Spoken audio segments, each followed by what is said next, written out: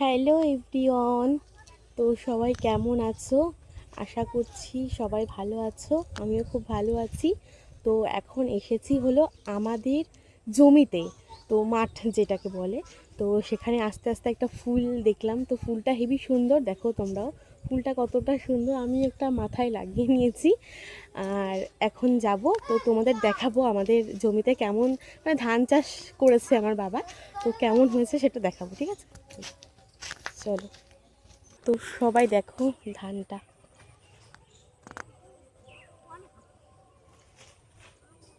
আর এখানে লাগিয়েছে হলো উচ্ছে, যেগুলো হয় না উচ্ছেগুলো লাগিয়েছে। এখন দেখো কত সুন্দর ধান মানে করে দিয়েছে।